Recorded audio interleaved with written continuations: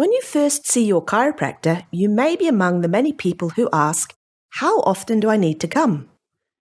Often the answer you may want to hear is once.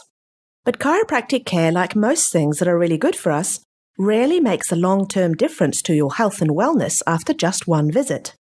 One reason for this is that it usually takes years for the problem to develop that motivates someone to first see a chiropractor. And it can take many visits to the chiropractor to correct that problem. One way of looking at it is that it can be like the thousandth straw that breaks the camel's back. So a problem can build up day after day as you sit hunched over your desk, or bend and twist as you lift, or tense up as you deal with your daily stress. And then one day you bend to tie your shoelaces and all of a sudden something hurts. You can rest assured that tying your shoelaces isn't what caused the problem. It's simply the thousandth straw that broke the camel's back, and that's why you're hurting. There will usually be changes to the way the supporting muscles in your spine work that build up over time until the muscles can't cope anymore and symptoms appear. So seeing your chiropractor can be a little bit like going to the gym. It takes time, frequency, and follow-up.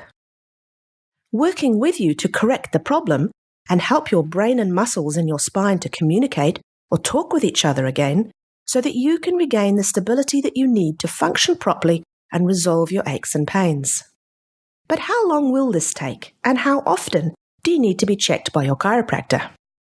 Well, everybody is different, so your chiropractor will be guided by their clinical experience and what your goals are when they recommend a care plan for you. A new research study was recently published that suggests that in the early stages of chiropractic care, the more often you get adjusted, the better the results you enjoy. And this can also be better for you in the long term as well. In the study that was conducted by scientists in America, they looked at 256 people who had chronic regular headaches and divided them into groups who either received chiropractic care once a week, or twice a week, or 3 times a week for up to 6 weeks. Or they received no chiropractic care at all and instead were given light massages over the same 6-week period. Previous studies have shown that people with this kind of headache often respond well to chiropractic care. So the scientists in this study were most interested in how many times per week that it was best for the patients to get chiropractic care. They looked at how many days a week a patient suffered from headaches at the end of the study and whether any changes in headache frequency between the groups was still there up to a year later. What they found was that the patients who were seen by their chiropractor the most regularly, so up to 3 times a week, had fewer headaches than those who were seen once or twice a week, and they were much better than the patients who received no chiropractic care at all.